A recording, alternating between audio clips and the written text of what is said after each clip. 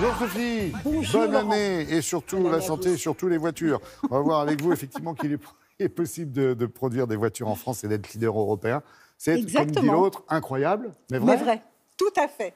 Alors effectivement, c'est un marché de niche, la voiture sans permis, puisque c'est à peu près 30 000 voitures produites chaque année. C'est rien par rapport aux 2 200 000 voitures classiques qui sont également produites chaque année. Sauf que la France produit 90% de ses voitures en Europe. Hein. Exactement. Et même Eh. en France, les deux constructeurs de voitures sans permis sont français, c'est Ligier, c'est Exam, et ils produisent en France, il n'y a pas d'usine à l'étranger. Et ce qui est intéressant aussi, c'est que la voiture sans permis résiste beaucoup mieux à la crise que la voiture classique. La voiture classique, ça va être 25,5% de ventes, de chute des ventes pour l'année 2020. La voiture sans permis, c'est aux alentours de 10%. Donc ça n'a rien à voir.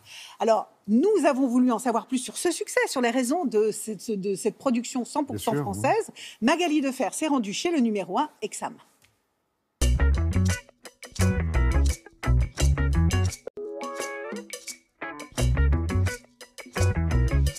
Donc là, on est dans une unité de production au sud de Lyon. On a fondé Exam en 1983 sur 2 sites différents, Aix-les-Bains en Savoie et Chana dans l'Isère. En 2020, on aura produit quasi 12 000 véhicules et on est en croissance depuis maintenant 7 ans régulièrement. La voiture sans permis au départ, c'était un marché qui était né dans les années 70. C'était plutôt un tricycle avec un moteur de mobilette, avec un guidon, une seule personne à bord. Rapidement, les clients ont demandé des véhicules à 4 roues, à 2 places.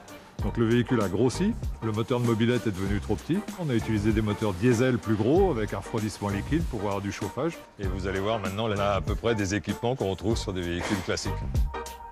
Ce véhicule-là, il a répondu à un rôle social puisque dans les années 90, nos clients, c'était essentiellement des personnes âgées à la campagne.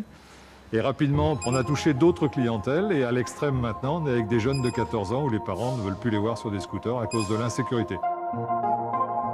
Suite au Covid, on a vu apparaître une nouvelle clientèle qu'on n'avait pas vue précédemment, des gens qui ne veulent plus utiliser les transports en commun.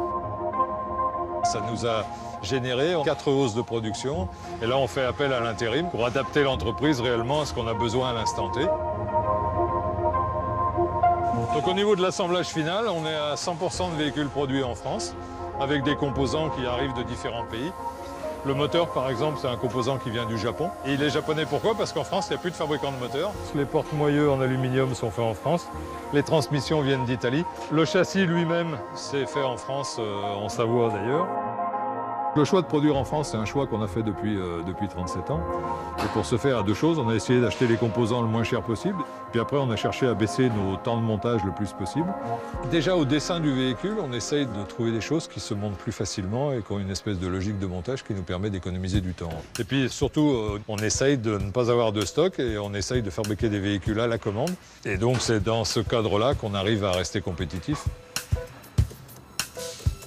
Nos principaux marchés sont en Europe du Sud et de l'Ouest. Et donc, partant de là, c'est plus facile aussi de partir de la France pour pouvoir livrer ces marchés-là. Donc là, on est sur la fin de chaîne. La voiture va être essayée individuellement comme tous nos véhicules et on va la livrer. En l'occurrence, celle-là, elle va en Norvège.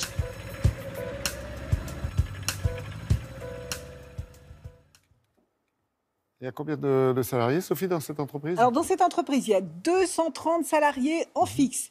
Et à ces salariés s'ajoutent régulièrement des intérimaires. Pourquoi? Parce qu'en fait, comme il a été dit dans le reportage, ils n'ont pas de stock, ils produisent à la commande. Donc régulièrement, il faut renforcer les équipes de production pour pouvoir assurer la demande. Alors ce qui est intéressant, c'est de constater qu'il est possible de produire en France, et attention, avec un actionnariat étranger, en l'occurrence américain. Ben, dites Ça donc. fonctionne. Bon, et ça roule à vive allure, bien sûr. D'abord, pour pouvoir utiliser une voiture sans permis, il faut non surtout pas le permis, permis. mais il faut le BSR, qui est le brevet Ouais. de sécurité routière. C'est une voiture qui peut se conduire dès l'âge de 14 ans en France, 16 ans dans les autres pays européens. C'est une voiture qui roule à 45 km/h.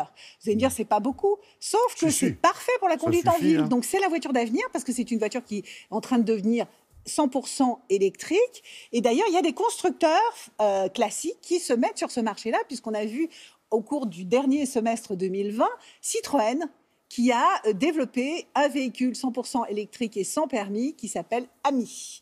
Moi, je vous le dis, Laurent, la voiture sans permis, on n'a pas fini d'en parler. Et on reste copains. Mais Merci il y a intérêt. beaucoup.